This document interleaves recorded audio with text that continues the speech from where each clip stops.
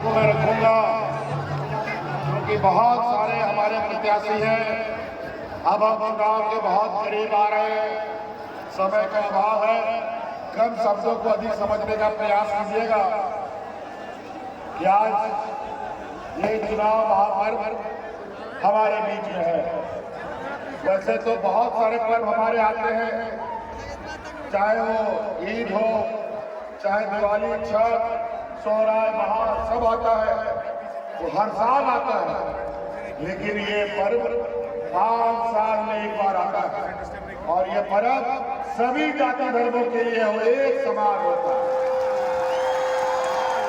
इसलिए इस पर्व में हम सबको बढ़ चढ़ करके हिस्सा लेने का हम लोग लोकतंत्र में, संविधान में हमें अधिकार मिला।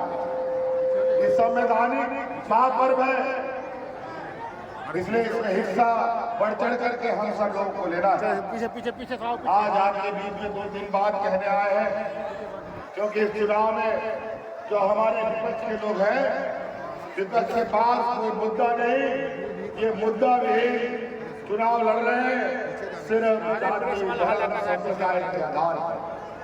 आज ही हमने अखबार में पढ़ा, कल गृह मंत्री जी ने भगवान बिरसा मुंडा को दिल्ली के एक चौराहे में उनका मूर्ति लगाया।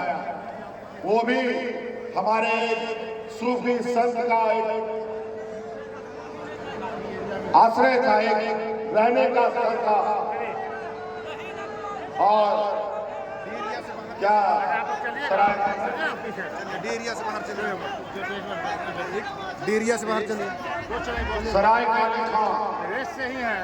ये बहुत बड़े संत हुआ करते थे, साधु थे बेचारे। उनके जगह पर बिरसा मुंडा को डाल दिया। बिरसा मुंडा जी को भारत रत्न का उपाधि मिलना चाहिए, तो इनको आदिवासी करवाने में लगा लो। बड़ा अरे पीछे हल्ला कर रहा है ये लोग आप लोग पहले उतना पीछे होकर बैठ जाइए, आगे आप खड़ा हो गए। अलंकृत करते हैं, लेकिन हमारे आदिवासी हीरो को, दलित हीरो को, अल्पसंख्यक हीरो को ये लोग नीचा दिखाने का काम होता है। इसलिए साथी आप लोगों से ये निवेदन है कि हम लोग विगत 5 साल सरकार चलाया, पहली बार ये सांप्रदायिक तानाशाह लोगों को हम लोगों ने सत्ता से बाहर किया।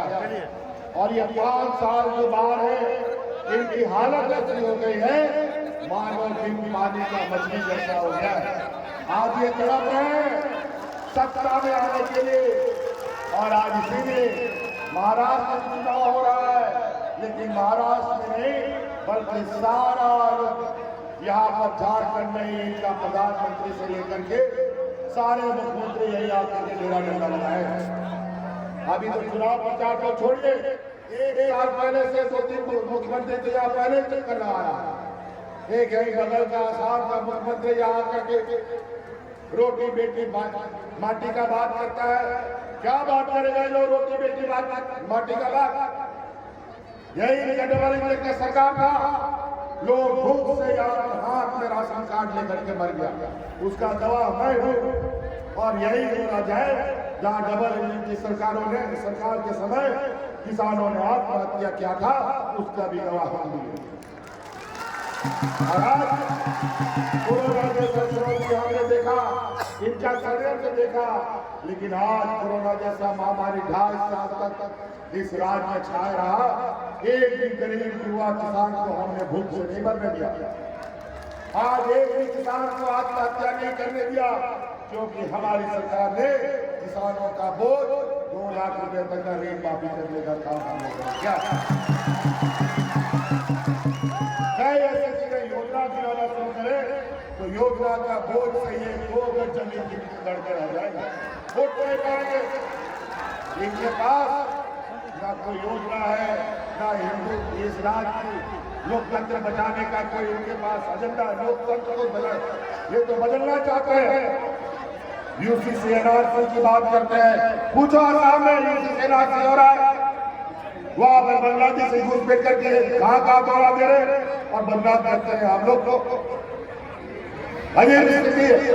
पूछे वहां पर आदिवासी महिलाओं के साथ मणिपुर में ये लोग क्या करते हैं, नंगा करके सड़कों में दौड़ाया जाता है, चीरहरण होता है, बेटी का बात करता है।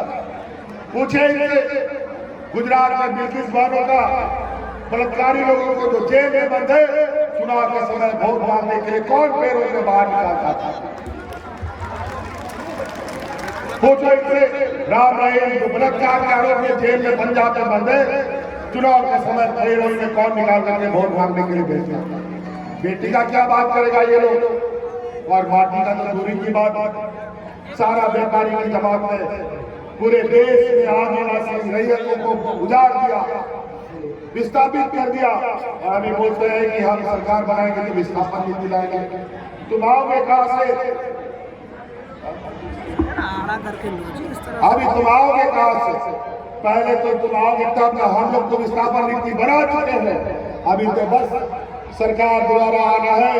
और जितना भी माइनिंग के नाम पर विस्थापित हुए हैं, उद्योग के नाम पर विस्थापित हुए हैं, सब का एक एक हिसाब वसूलेंगे और रैयतों को देने का काम करेंगे। अभी तो हमने 1,36,000 करोड़ रुपया का बकाया ठोक दिया है, और आज इसी के चक्कर में हम उसका 1,36,000 करोड़ रुपया ना छीने हमको जेल में डाल दिया। लेकिन डरने की जरूरत नहीं है, आज नहीं कल हमें पता है, लड़के लिया है झारखंड, लड़के लेंगे अधिकार। हम लोग डरने वालों में से नहीं है। सरकार गिराना है जहां लोग इनको बहुमत नहीं देता है, जहां विधायक सांसद नहीं जीतते हैं, वो विधायक चोरी करने लगता है, सांसद चोरी करने लगता है। ये लोग पॉकेट मार नहीं है, ये इंसान को भी चुरा के ले जाते हैं। ये हालत इन व्यापारियों की हमेशा उन्माद जहर फैलाओ। मैं तो कहता हूं इनके मुंह में जवान में इतना जहर है कि जहरीला सांप भी फेल हो जाएगा। आज ये लोग बूढ़ा बुजुर्ग का लाठी भी छीन लेता है। हमारे राज्य के कर्मचारी या देश के कर्मचारियों को नौकरी के बाद पेंशन नहीं मिलता है। आज ये देश का पहला राज्य है जहां हम अपने कर्मचारियों को पुराना पेंशन स्कीम देने का काम करते हैं। आज इस राज्य में महिलाओं को सशक्त करने के लिए आज हमने मुख्यमंत्री मैया योजना लाया है। इस राज्य की हर गरीब महिलाओं के खाते में 1,000 रुपया जा रहा है। जा रहा है कि नहीं जा रहा है, बताओ महिला लोग, जा रहा है। चलिए बहुत बढ़िया, MP राजा जी को याद से जिताइए। और अभी पहला चरण का खबर आ रहा है, जो चुनाव हो चुका है, महागठबंधन पूरी मजबूती के साथ आगे आ रहा है। यहाँ MP राजा को जिताइए, सरकार फिर से बनेगा।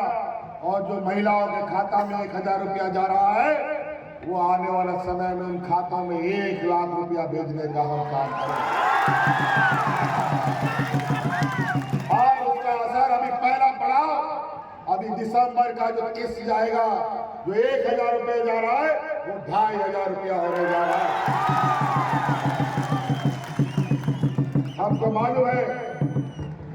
हमको मालूम है इस राज्य में गरीबी कितना है। छोटा छोटा जरूरतों के लिए हमारा गांव देहात का महिलाएं अपना जेवर गिरवी रखती है और पैसा लाते हैं, उधार लेता है, कर्जा लेता है, बच्चा का स्कूल का फीस भरने के लिए, इलाज के लिए, बिजली का बिल भरने के लिए। समय पर बिजली का बिल ना डालो तो पुलिस थाना कोर्ट कचहरी हो जाता है।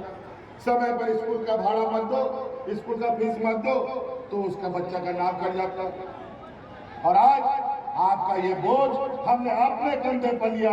इस राज्य के हर गरीब का बिजली का बिल माफ कर,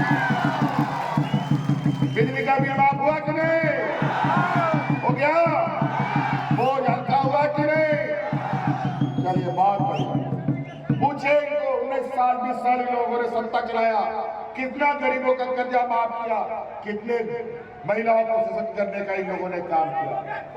आज ये लोग 20 वर्ष में महिला समूह के बीच मात्र 600 करोड़ रुपया बांटा।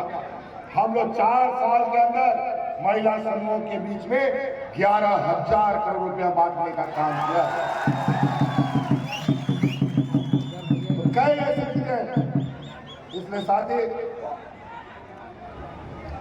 हमारा बहुत और सभी कार्यक्रमों में जाना है। आज ठंडा का समय है, जल्दी सूर्यास्त हो जाता है, फिर ये गाड़ी चलता नहीं है, बैठ जाता है। इसीलिए आपको मोया मिश्रा मलियालम गुणित को आप आपने मलियालम गुणित नाट्य को जोगमादी को जाके सम्मान राशि पे जामे ताए ओना सम्मान राशि को दुगुना बनाओ आपने आपे सराम बनाते आपे आतु दिसों को जुगा दो पे और मुकु सांप्रदायिक तनाव बड़ी लगी आतु दिसों बड़ी लगी जो हड़ को बोला कौन बरो करा उनको लाभ। इसलिए साथी बातें और भी है, एक एक याद आएगा तो समय बहुत लंबा लग जाएगा। आपका राजमहल का बहुत सारा चीज परिचित मांगे हैं, मानिक चक का पुल वो भी हम लोगों ने कैबिनेट में प्रस्ताव ला रखा है, आप बनाना चाहते हैं। और यहाँ चाय जाति का जो विषय है उसके बारे में मैं आपको आश्वस्त करना चाहता हूँ। बहुत सारे जाति धर्म का इन लोगों ने उलझा कर रख दिया जिस तरह से। अभी हमारा प्राथमिकता के आधार पर चाहे चाय जाति हो, चाहे उधर कई हमारे आदिवासी भाई लोग हैं, उन लोग का भी चीजें उलट पुलट हो गया है। सबका प्राथमिकता के आधार पर समाधान करने का काम किया जाएगा। और यहाँ जाति प्रमाण पत्र, आय प्रमाण पत्र अभी तो और यहाँ पर शेर साहब वालों का भी कुछ विषय है। अभी तो आप पंचायत गांव में सरकार आपके द्वार से के माध्यम से समस्या का समाधान कर रहे हैं। आने वाला समय में हम लोगों का जाति प्रमाण पत्र, आय प्रमाण पत्र पदाधिकारी आपके घर में दे के आएगा। ऐसे नीति के साथ सरकार चलाएगी। इसलिए साथी